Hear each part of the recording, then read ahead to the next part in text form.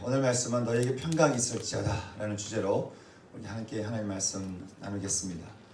오늘 말씀을 보게 되면은 19절 말씀에 이렇게 말씀이 시작하고 있죠. 19절 말씀이 이렇게 기록되어 있죠. 이날 곧 안식 후 첫날 저녁 때에 라고 말씀이 시작되고 있습니다. 안식 후 첫날 저녁 때에. 이때 이 저녁 때가 언제쯤일까? 제가 말씀을 좀 보니까 여인들이 빈 무덤을 발견하고 깜짝 놀라서 제자들에게 알려주고 베드로와 요한이 달려가서 그 빈 무덤을 확인하던 그날 밤이었습니다. 또 제자들이 간 다음에 막달라 마리아가 혼자 남아서 슬피 울고 있을 때 그때 예수님께서 나타나셔서 막달라 마리아를 위로하시고 또 여러 가지 말씀을 함께 하셨던 그날 밤이었습니다. 또 가장 놀라운 것은 제자들 중에 2명은 이미 길가에서 예수님을 만났어요. 그리고 제자들이 있는 곳에 와가지고 말하기를 예수님을 봤다는 거예요. 예수님을 봤다고 얘기하면서 제자들과 함께 나누는 것이죠. 그렇게 예수님을 봤다라고 이야기했던 그날 밤이었습니다. 예수님을 봤다고 하고 예수님은 사라졌고 했던 이날 밤에 이런 소식들을 계속 듣고 있는 제자들의 마음이 어땠을까? 굉장히 혼동스러웠을 것 같습니다. 근데 사실 주님의 말씀을 하나씩 보게 되면 주님은 이미 이렇게 될 것을 말씀하셨어요. 이렇게 될 것을 또 저렇게 될 것을 계속 말씀하셨는데 제자들이 그 말씀을 이렇게 귀담아 듣지 않았었죠. 우리는 지난 시간에 우리의 시간대가 종말에 가까워 가고 있다라고 우리 함께 말씀을 나눴습니다. 근데 여러분 막상 종말이 딱 오면 어떨 것 같아요? 막상 종말에 딱 오면 주님 이럴 줄 몰랐습니다. 우리 이렇게 해야 되겠습니까? 아니면 이때구나. 주님이 말씀하실 때가 이때구나. 그러면서 슬기로운 여인처럼 그때를 기쁨으로 주님을 영접하는 그런 시간을 맞이하겠습니까? 여러분, 저는 저와 여러분의 인생이 참 마지막 때를 준비하는 그런 삶을 살아갈 수 있는 그런 인생 되기를 소망합니다. 제자들은 주님으로부터 왜 주님이 이 땅에 오셔야만 했는지 그리고 앞으로 어떤 일이 일어날지에 대해서 많은 말씀을 들었지만 진짜 주님이 딱 죽으시고 주님이 사라지시니까 굉장히 두려운 거예요. 생각지 못했던 일들이 일어난 것이죠. 예수도 죽인 유대인 지도자들이니까 자신들도 어떻게 하지 않을까 이런 두려움이 그들 가운데 있었습니다. 그들은 모인 곳에 모든 문을 다 걸어 잠그고 그리고 그 자리에 함께 모여 있었습니다. 저는 이 장면에서 한 가지 참 신앙의 원리를 한번 생각해 보게 되는 것은 우리는 어디에 있을까라고 하는 거예요. 우리는 예수를 믿지만 우리는 어느 곳에 머물고 있을까? 분명히 예수를 믿지만 우리는 마음 안에 두려움과 실패와 수치감과 또 아픔의 그런 마음을 품고 그 방 안에서 우리가 살아갈 수 있죠. 그러면서 예수를 믿는다고 말은 하지만 두려움의 방 속에 문을 닫고 들어가 있는 거예요. 수치심의 방문을 걸어 잠그고 그 속에 들어가 있는 거예요. 불안한 가운데 살는 그 방 가운데 머물고 있는 우리의 모습이 있을 수가 있는 것이죠. 이것을 어떻게 풀어갈 수 있을까? 세상이 이야기하는 어떤 힐링이라는 것을 보게 되면은 이런저런 음악이든 먹는 거든 영화를 보든 어떤 것이든 간에 참 힐링이라는 것을 보게 되면 참 그것을 우리가 보고 듣고 하면 마음이 위로가 돼요. 격려가 되고 힘이 됩니다. 그런데 문제는 딱 거기까지예요. 잠시 힘이 되고 잠시 위로가 되지만 하지만 내 마음속에 있는 두려움과 수치심에서 내가 벗어날 수는 없는 것이죠. 난 여전히 두려움의 방에 갇혀있고 난 여전히 불안한 방에 갇혀있는 거예요. 근데 우리가 예수를 만나면 다르죠. 예수님은 우리의 두려움과 수치심과 불안을 씻으시는 분이라고 성경 우리에게 말씀해 줍니다. 이것을 두고 우리는 신앙의 신비라고 얘기합니다. 우리는 신앙의 신비를 자꾸 경험해야 됩니다. 그분을 내 안에 깊숙한 곳을 초청해서 나의 내면 깊은 곳에 있는 그 어둠의 영역들 가운데로 주님을 초대해야 되는 것이죠. 그러면 주님이 나의 어두운 가운데 들어오셔서 주님이 어떤 일을 행하시겠어요? 주님은 빛이시잖아요. 그 빛 대신 주님이 내 안에 오셔서 그 빛을 밝히시는 것이죠. 이것에 대해서 예수님의 제자 베드로는 이렇게 말합니다. 그분은 친히 나무에 달려 그 몸으로 우리 죄를 담당하셨으니 이는 우리로 죄에 대하여는 죽고 의에 대하여는 살게 하려 함이로다. 그가 채찍에 맞음으로 나음을 얻었나니 너희가 전에는 양과 같이 길을 잃었더니 이제는 너희 영혼의 목자와 감독 대신 또 길이 되신 이에게로 너희가 돌아오게 되었다는 거예요. 저는 오늘 이 시간에 우리 마음 문 앞에서 여전히 계속해서 놓고 하시면서 내가 너에게도 좀 들어가도 되겠냐고, 내가 너의 그 불안함과 두려움과 걱정과 그 근심의 방에 내가 들어가도 되겠냐라고 그렇게 말씀하시면서 우리를 부르시는 그분의 음성 앞에 우리가 외면하지 않고 정말 주님을 마음 깊은 곳으로 영접할 수 있는 이 시간 되기를 소망합니다. 근데 오늘 말씀 보니까요, 제자들의 두려움이 너무 컸던 것 같아요. 너무 두려움이 크니까, 너무 큰 두려움에 사로잡혀 있으니까 오늘 말씀 보니까 주님이 어떻게 된 일인지 그 두려움의 문을 그냥 통과하셨습니다. 한 번은 우리가 그럴 때 있어요. 어떻게 될지 모를 때 주님은 끝까지 우리 보고 문을 열어달라고 우리 두들기시지만 어떨 때 내 스스로 어떻게 해볼 수가 없을 때는 주님이 한 번씩 그 문을 통과하실 때가 있죠. 이것도 은혜죠. 어쨌든 제자들의 그 두려움의 문을 통과하셨습니다. 그리고는 두려움과 불안함 가운데 있는 제자들에게 부활하신 예수님께서 그들에게 어떤 메시지를 전해주시는데, 이 메시지는 물론 주님이 부활하신 다음에 처음에 마리아에게 나타나시기도 했고 또 엠마오성에서 두 제자에게 나타나시기도 했습니다. 하지만 그때는 주님이 처음부터 자기 자신을 드러내신 장면은 아니었어요.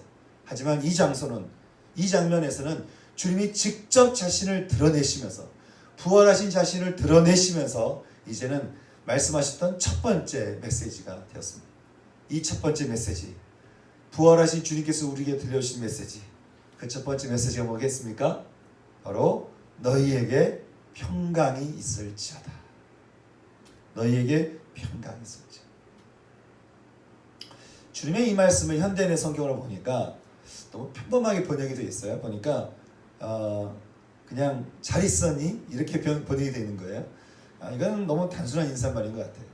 성경, 물론 그 말 자체는 그런 의미이지만, 하지만 그 말 자체는 그런 뜻이지만은, 하지만 의미상으로 봤을 때는 그렇게 단순한 의미로 우리가 받아들일 수 없죠. 다른 번역법 성경을 보니까 너희에게 평화가 있기를, peace be with you, 이렇게 단어로 이런 말로 번역을 하고 있습니다. 이 말씀이 참 우리에게 중요한 것은요, 주님이 이 말씀을 16절, 19절과 21절과 26절 세 번에 걸쳐서 주님이 말씀하고 있다는 거예요. 성경에서 3이라고 하는 숫자는 완전수입니다. 그러면 주님이 부활하신 주님께서 제자들에게 이것을 세 번에 걸쳐 말씀하셨다라고 하는 것은 단순한 인사말이 아니라 정말 너희에게 그 평강이 임하기를 원한다는 거예요. 이것이 부활하신 주님이 우리에게 하시고자 하는 주님의 메시지라고 하는 것이죠. 우리는 주님이 말씀하신 이 평강, 이 평안에 대해서 이미 이전에 하셨던 말씀 중에서 함께 우리가 묵상해 볼 수 있는 부분이 있는데요. 요한복음 14장 27절 말씀 보면 주님이 이런 말씀하셨어요. 나의 평안을 너희에게 전하노라. 너희에게 주노라. 내가 너희에게 주는 이 평안은 세상이 주는 것과 같지 않다는 거예요. 그러니 너희 마음에 근심하지도 말고 또 두려워하지도 말라는 것이죠. 다시 말해서 주님의 평강이라고 하는 것은 우리의 근심과 두려움을 뛰어넘는 능력이 되어서 우리를 이전과는 전혀 새로운 인생 가운데로, 전혀 다른 새로운 인생 가운데로 우리를 인도한다고 하는 것이. 다시 말해서 주님이 말씀하시는 평강은 모든 근심과 모든 두려움과 모든 불안함과 모든 아픔과 모든 상처를 뛰어넘게 하고 모든 갈등을 뛰어넘게 하는 그런 평강이라고 우리에게 말씀하고 있는 것입니다. 근데 주님이 이 말씀을 누구에게 하셨죠? 제자들에게 하셨죠. 여러분, 제자들이 이 말씀을 받아들일 만한 자격이 있었을까요? 예수님이 잡히시던 날 밤에 재판하는 장소에 제자들은 어디 있었을까요? 알 수가 없어요. 이미 다 도망치고 없었으니까. 그래도 양심상 베드로는 남았어요. 근데 그러다가 들키니까 예수님을 저주하고 또 도망갔죠. 나중에 예수님께서 돌아가신 그 골고다 언덕에서는 요한 빼고는 아무도 거기에 있지 않았습니다. 하나같이 그들은 주님으로부터 평강의 소식을 들을 만한 자격이 없었는데도 불구하고 주님은 그들에게 너희에게 평강이 있을지어다 라고 하셨다라고 하는 것이죠. 여러분, 우리가 예수 믿는다고 말하지만 우리가 예수님을 피해 사는 날이 얼마나 많습니까? 좋긴 한데 세상 떠나기는 싫은 거예요. 좋긴 한데 세상 즐거움을 잘 버릴 수는 없는 거예요. 좋긴 한데 예수 믿는다고 세상으로부터 오는 핍박을 또 받기는 싫은 거예요. 근데 주님은 우리가 어떤 마음을 품고 있는지, 우리가 얼마나 자격이 없는 사람인지, 예수를 믿는다고 하면서 얼마나 예수를 떠나고 예수를 배반하는지를 뻔히 아시면서 정말 예수님의 그 평강과 은혜를 받을 만한 자격이 아무것도 없는 우리들인데도 불구하고 주님이 우리에게 자격을 묻지 않으신다. 그저 불안과 두려움과 근심과 걱정에 쌓인 우리들에게 주님은 이렇게 말씀하셨습니다. 너희에게 평강이 있을지어다. 그래서 부활하신 주님이 주신 이 말씀을 우리가 자세히 묵상해 보면 우리는 주님이 이 땅에 오셔서 제일 먼저 설교로 우리에게 말씀하셨던 그 말씀을 우리가 생각해 볼 수 있는데, 누가복음 4장 16절에서 19절 말씀이죠. 누가복음 4장 16절에서 19절 말씀. 자, 이 말씀을 우리 한번 같이 한번 읽어볼까요? 시작. 예수께서 그 자라나신 곳 나사렛에 이르사 안식일에 늘 하시던 대로 회당에 들어가사 성경을 읽으려고 서심해 선지자 이사야의 글을 들이거늘 책을 펴서 이렇게 기록된 데를 찾으시니 곧 주의 성령이 내게 임하셨으니 이는 가난한 자에게 복음을 전하게 하시려고 내게 기름을 부으시고 나를 보내사 포로된 자에게 자유를, 눈먼 자에게 다시 보게 함을 전파하며 눌린 자를 자유롭게 하고 주의 은혜의 해를 전파하게 하려 하심이라 하였더라. 아멘. 이 말씀에서 주님이 세상에 제일 먼저 전하고 싶으셨던 주제는 뭐였습니까? 자유였어요. 그 자유는 곧 평강인 것이죠. 정말 주님이 우리에게 주시고자 했던 평강이었습니다. 주의 성령이 내게 임하셨으니 이는 가난한 자에게 복음을 전하게 하시려고 내게 기름을 부으시고는 나를 보내사 누구에게 평강을 준다고 말씀하고 있습니까? 포로된 자와 눈먼 자와 눌린 자들이었습니다. 포로된 것과 눌린 것을 같은 의미로 볼 때 우리는 눈이 먼 자와 그리고 또 포로된 것과 눌린 자들, 그들에게 주님은 이렇게 왜 자유의 말씀, 왜 평강의 말씀을 주셨는지를 우리 함께 묵상해 볼 필요가 있는 것이죠. 주님께서 왜 이렇게 말씀하셨을까? 정말 그들에게 이 말씀을 통해서 주시고자 하는 의미는 뭐였을까? 먼저 포로되고 눌린 자에게 주시는 자유의 평강입니다. 포로되고 눌렸다라고 하는 것은요, 누군가에게 결박당하고 묶여있다라는 하는 것을 의미합니다. 누군가에게 결박당하고 묶여있다라고 하는 것을 의미합니다.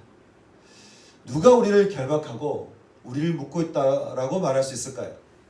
우리는 여러 가지 의미를 생각해 볼 수 있습니다. 실제적으로 예전에 이 시대는 주인과 종 노예가 있는 자연스러운 시대니까 그렇게 말할 수도 있겠지만, 주님이 이 세상을 향해서 우리에게 말씀하신 거니까 누가 우리를 결박하고 우리를 묶고 있을까?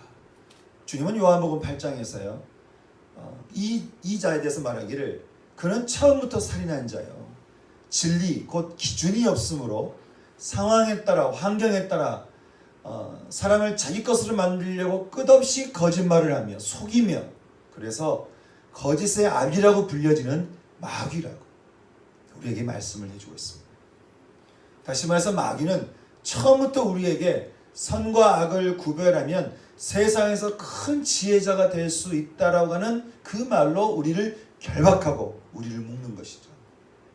여러분, 지금도 그렇지 않겠어요? 지식을 많이 알면, 뭔가를 많이 배우면, 우리가 뭔가 많이 익숙해지면 우리는 세상에서 가장 지혜로운 사람이 될 거라는 착각에 우리 빠집니다. 이 문학 열풍이 한창인데요, 이렇게 인문학 열풍이 있다라고 하는 것은 이 세상에 진리가 없다라고 하는 것을 증명하는 것이죠. 그리고 세상에 또한 타락했다라고 하는 것을 우리에게 말해주는 것입니다. 사단은 그렇게 우리로 하여금 진리에서 벗어나서 선과 악을 알게 하는 나무의 열매를 먹게 하고는 그것을 우리를 결박하는 거예요. 옳고 그름이라는 걸 가지고 우리를 결박하고 또 우리를 묶고 있는 것이죠. 그러면서 하나님에게 죄를 짓게 하고, 뭐냐면 하나님에게도 옳고 그름을 따지고 또 사람에게도 옳고 그름을 따지다 보니까 하나님에게도 죄를 짓고 사람에게도 죄를 짓는 거예요. 여러분, 우리가 옳다라고 하는 것으로 하나님에게 아무리 따져본들, 일본의 흑기라는 신학자가 말한 대로 그냥 하나의 그 먼지가 어떻게 우주를 이해할 수 있겠으며, 바울이 말한 대로 지음을 받은 피조물이 어떻게 창조주인 하나님에게 당신이 왜 이렇게 했냐라고, 당신은 왜 나한테 이렇게 했냐라고 우리가 어떻게 따질 수 있겠냐라는 거예요. 그리고 우리 각자의 생각이 옳다고 우리가 주장을 해대면 우리가 어떻게 서로 연합해서 함께 살아갈 수 있겠냐라고 하는 거예요. 여러분, 다 자기가 옳다라고 하는 세상에서 전쟁이 없는 것이 이상한 것이죠. 이처럼 사단은 자신만의 방법으로 우리를 결박하고 우리를 묶어서는 우리 인생을 자신의 뜻대로 조종하고 협박하는 것입니다. 그래서 우리는 이 보이지 않는 사단 마귀가 우리를 계속해서 유혹하고 우리로 하여금 참 죄된 세상을 살게끔 하고 있다라고 하는 사실을 우리는 알아야 되는데, 문제는 우리가 그 보이지도 않는 사단과 그 사단 마귀를 우리가 이길 힘이 없다라고 하는데 이 문제가 있어요. 어떻게 이 사단 마귀를 우리가 참 깨달을 수 있겠으며 또 우리가 어떻게 그것을 알아서 싸울 수 있겠는가? 우리는 이미 그들에게 포로가 되어 있고 눌려있는 부분이 있기 때문에 잘 우리를 모르는 것이에요. 그런데요, 이런 우리들에게 나사렛 예수님께서 찾아오셨죠. 그리고 이런 우리들을 향해서 이 땅에 주님이 오시고는 주님이 첫 번째 설교에서 어떻게 말씀하셨어요? 너희들은 자유케 되었다는 거예요. 너희들은 자유케 되었다.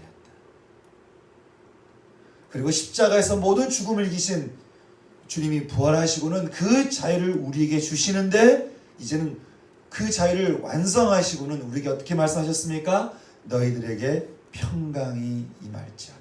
평강이 있을지어다. 그렇게 우리에게 인사하시는 거예요. 우리가 아직 죄인 되었을 때에 그리스도께서 우리를 위하여 죽으심으로 우리에 대한 자신의 사랑을 확증하셨습니다.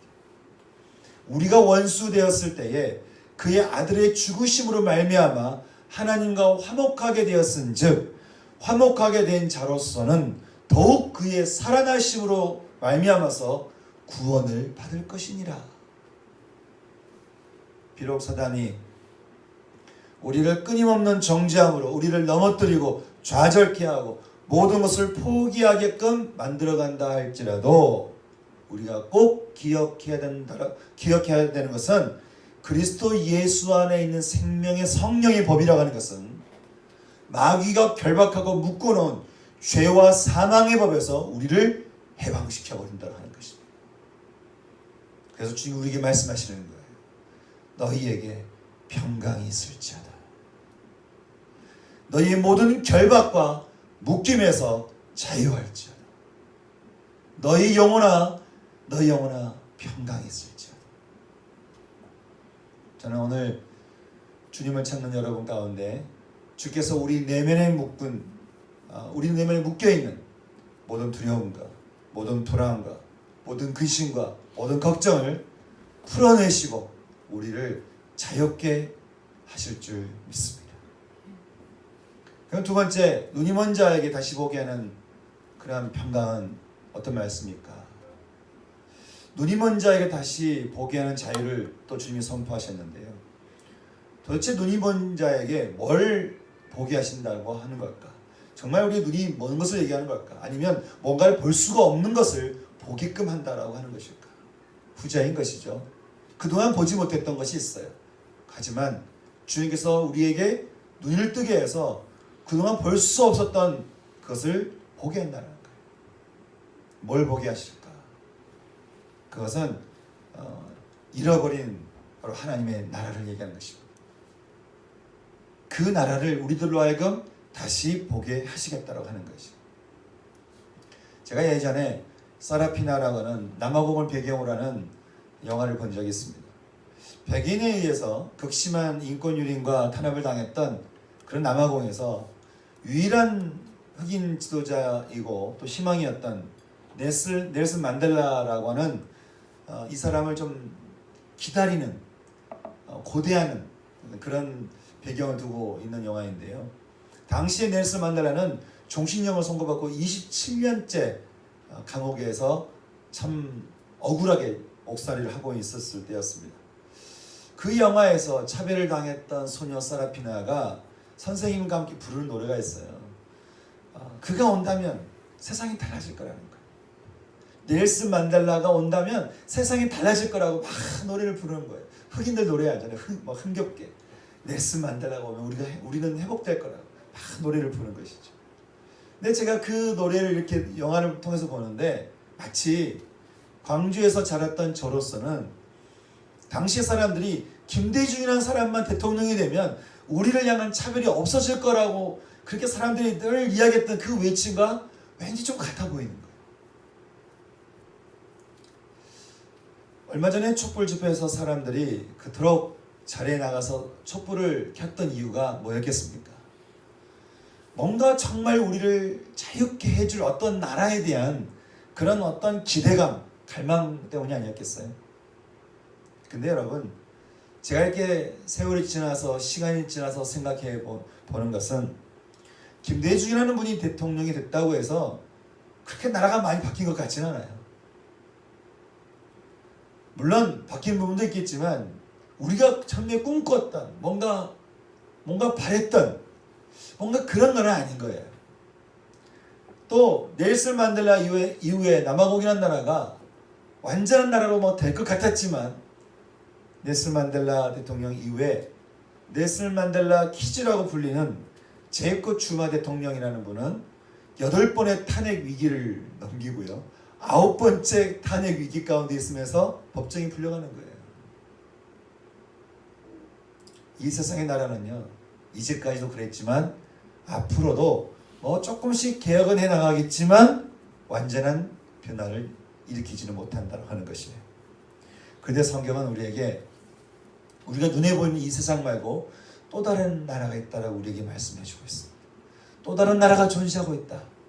바울은 골로새서 1장 13절에서 말합니다. 그가 우리를 흑암의 권세에서 건져내사 그의 사랑하는 그의 사랑의 아들의 나라로 우리를 옮기신다. 아들의 나라가 있다. 주님은 마태복음 6장에서 너희는 먼저 그의 나라를 구하라. 하나님의 나라를 구하라. 요한계시록 11장 15절에서는 주님은 이 세상의 모든 나라가 결국 우리 주와 그리스도의 나라가 된다라고 그렇게 우리에게 말씀을 해주고 있습니다. 사랑하는 여러분, 우리는 알 수 없고 볼 수 없는 나라일지 모르겠지만 예수를 믿으면 점점점 알게 되는 나라가 있습니다. 바로 하나님의 나라입니다. 그 하나님의 나라를 어떻게 해요? 그것을 볼 수 있게 하는, 정말 완전한 나라가 있구나. 완전한 소망이 있고 완전한 믿음이 있고 완전한 사랑이 충만한 그 하나님의 나라가 있구나. 하나님이 우리에게 주실 그 하나님의 나라, 그 나라를 어떻게 해요? 보게 한다는 거예요. 그 나라를 어떻게 해요? 그 나라에 대한 존재를 깨닫게 한다라고 하는 것이죠. 우리 영적인 눈이 띄어지게 해서 그 나라를 보게 한다.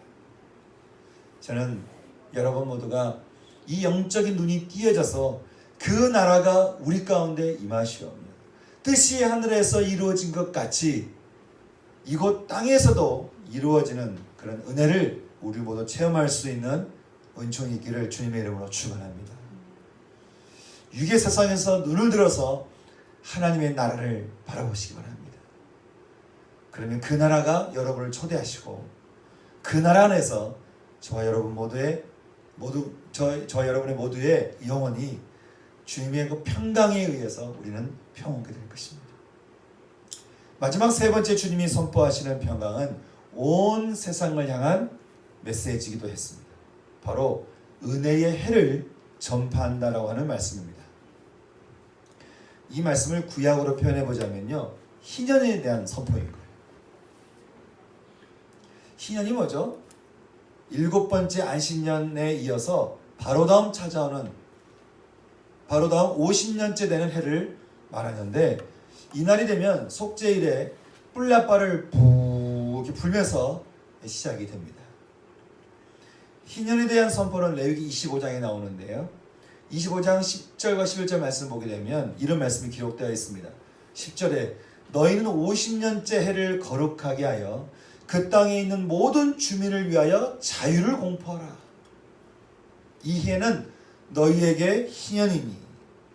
그러면서 세 가지의 평강을 선포하는데, 첫째는 모든 땅은 그 소유자에게로 돌아가라고 하는 거예요. 두 번째는 모든 가옥들은, 그게 뭐 빌리든 내가 뭐 매매를 했든 하여간 모든 가옥들이 희년이 되면 원래 주인에게로 돌아가는 것입니다. 세 번째, 모든 종들 역시, 모든 노예들은 원래 있던 집으로 돌아가라고 하는 것이. 희년이 되는 순간에 이전에 매입했던 모든 땅은 본래 주인에게로 되돌려 줘야만 했습니다. 그 사람이 얼마나 큰 땅을 샀건, 어떤 사람이 돈이 없어서 땅을 팔았건 상관이 없이 희년이 선포가 되면 모든 계약은 무효가 되는 거예요. 그리고 원상 복귀를 해야 되는 거예요. 어떻게 이런 일이 가능할까요? 그런데 성경을 보게 되면 땅을 사고 팔고 하는 이 매매라고 하는 단어를 보면은 우리가 알고 있는 그런 사고 파는 매매라는 단어가 아니고, 이것은 임대라고 하는 단어를, 임대라고 하는 개념으로 성경이 쓰여진 것을 보게 됩니다. 임대예요, 매매가 아니에요. 다시 말하면 토지라고 하는 것은 인간이 노력을 해서 돈을 버는 어떤 자본의 개념이 아니라는 거예요. 하나님이 인간에게 먹고 살도록 주신 선물이기 때문에 이것을 너희가 영원히 가질 수가 없으며, 어느 누구도 자기 마음대로 토지를 매매할 수 없다라고 하나님은 말씀하고 있는 거예요. 또한 사람들이 돈이 없어서 그 토지 위에 지은 집을 내놓았다 할지라도 희년이 선포되면 다시 그 집을 되돌려 주라는 거예요. 하나님은 건물이 토지처럼 어떠한 이렇게 사고 팔며 부를 축적하는 수단을 우리에게 주시지 않았다라고 하는 것이죠. 그런데 갚을 돈이 없어서 땅과 집을 팔았는데도 불구하고 아직 빚이 있어서 누군가의 종이 된다고 한다면, 주님은 또한 말씀하시기를 희년이 되면 그들이 얼마나 빚을 졌던 상관이 없이 그들에게도 자유를 주라고 말씀해 주고 있습니다. 왜냐하면 인간이라고 하는 것은 하나님의 형상으로 만들어진 창조된 존귀한 존재이지 사고 팔 수 있는 어떤 물건이 아니기 때문에 그렇습니다. 정말 이런 세상이 가능할까? 희년이 선포되면 다 땅 돌려줘야 되고, 건물 뭐 샀던 거 다 돌려줘야 되고, 사람 다 돌려줘야 되고, 야, 이게 가능할까? 근데 이스라엘을 잠깐 보면요, 키부츠라고 하는 마을 공동체가 있어요. 거기는 집과 땅이 그 집 인원수에 맞게 분배됩니다. 직책에 따라 분배되는 게 아니에요. 집의 인원수에 맞게 분배되고 함께 노동하면서 함께 나누는 그런 키부츠 마을 공동체가 있는데, 이스라엘 곳곳에 이런 공동체가 있어요. 우리가 흔히 말하기를 이스라엘의 기적이라고 말하는 사막의 초원지대는 다 이런 키부츠 마을 공동체가 그 일을 이뤄내는 것이에요. 자본은 노동에서 나오는 거지, 땅과 건물과 사람을 사고 파는 데서 나오는 것은 아니라고 하는 성경적 원리를 그들이 따르고 있다는 거예요. 우리나라가 요즘에 토지공개념이라고 하는 문제로 좀 시끄러운데요, 사실 이것은 성경에서 나온 이야기입니다. 토지가 특정인의 자본이 될 수 없고 모든 이들을 위해 하나님께서 나눠주신 선물이라고 하는 개념에서 나온 것이라고 하는 거죠. 그러니 노동을 하지 않고 하나님이 주신 토지를 소유해서 그걸로 부를 축적하는 것은 성경을 따지고 보자면 그것은 죄인 것입니다. 만약 정말 하나님을 아는 사람이라고 한다면, 하나님을 믿는 사람이라고 한다면 하나님이 주신 땅에 사람들이 경작하고 열매를 거둘 수 있도록 기회를 열어줘야 되는 것이죠. 그런데 돈이라고 하는 욕심은 우리를 그렇게 내버려 두는 것 같지 않아요. 근데 우리가 한 가지 잊지 말아야 되는 것이 있습니다. 성경에서 하나님께서 희년을 선포하실 때 선포하시고는 그 희년에 대한 말씀을 철회하신 적이 없다는 거예요. 주님이 희년을 말씀하신 시대가, 이 말씀이 기록된 때가 BC 1446년 그 이후니까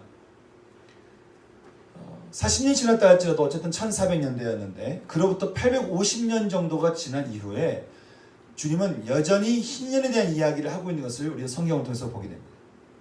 남유다 왕국의 마지막 왕 시드기야라는 왕이 있어요.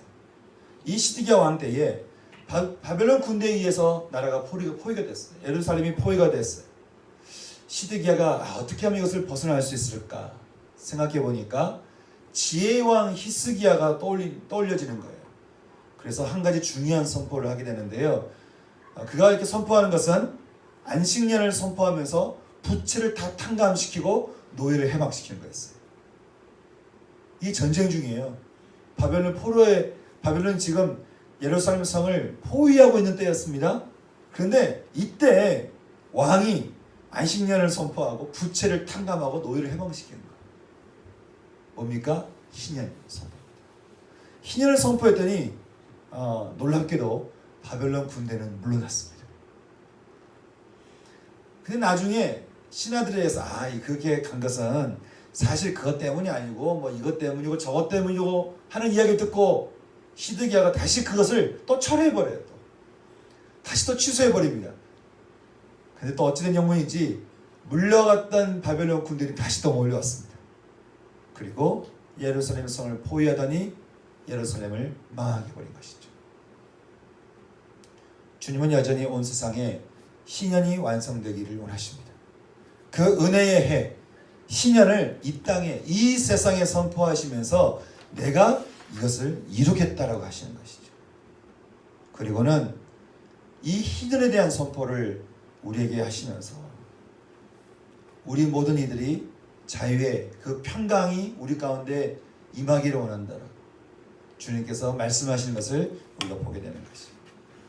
사랑하는 여러분, 주님께서 오늘 이 말씀을 쭉 우리에게 하시면서 결국에 그 모든 것의 완성을 십자가에서 완성하시고는 이루시고는 이제 부활하신 주님께서 이제 이 부활의 이 복음에 완성된 복음을 가지고 제자들에게 말씀하시기를 너에게 평강이 말자다라고 말씀하시는 거예요. 그런데 여기서 끝난 것이 아니죠. 그 다음에 또 주신 말씀이 있는데 그것은 하나님 아버지께서 이 평강을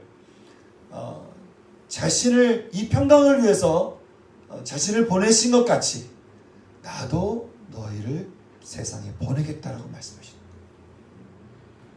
하나님께서 우리에게 평강을 주셔야 우리에게 포로된 것과 눌린 것과 눈이 먼 것과 또 우리 안에 뭔가 속박되는 모든 것들을 통해서 모든 것들을 향해서 불안과 두려움과 근심과 걱정의 방해에 묶여있는 그런 숨어있는 우리들을 다 풀어내버리시면서 너에게 평강이 있을지어다라고 우리에게 부활을 선포하시면서 말씀하시기를 이제 어떻게 해요? 너희가 이 평강을 받고 그 다음에 이 평강을 가지고 너희도 어떻게 하라고 말씀합니까?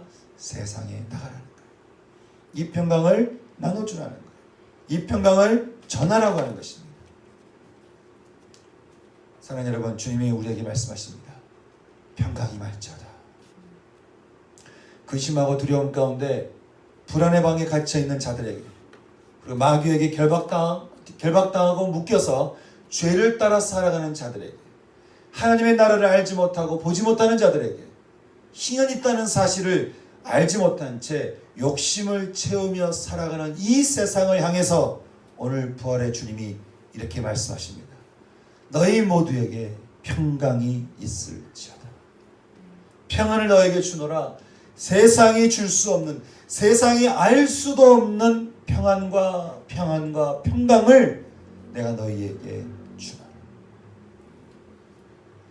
주님이 우리에게 주시는 이 평강, 우리에게 작정하시고 선포하시며 주시는 이 평강, 여러분 우리가 어떻게 이 평강의 복음을 받아들여야 되겠습니까? 평강의 복음을 우리가 믿음으로 취하시면서 하나님, 제가 그 주님의 평강 안에 머무르기 원합니다. 그 평강 가운데 살아가기 원합니다. 평강의 주님과 더불어, 평강의 그 부활의 주님과 더불어 하나님, 제가 이 세상을 이기며 살기를 소원합니다. 평강의 주님, 제 안에 임하여 주시옵소서. 그리고 하나님, 이 평강이 나에게서 끝나는 것이 아니라 내 주변 사람들에게도, 그리고 내 이웃들에게도, 내 가족들에게도 이 평강을 전할 수 있는 하나님, 그런 통로가 제가 될 수 있도록 인도하여 주시옵소서. 그렇게 기도하며 나갈 수 있는 전 저와 여러분의 신앙 되기를 주님의 이름으로 축원합니다. 이렇게 말씀 두고 한 기씩 우리가 기도하겠습니다.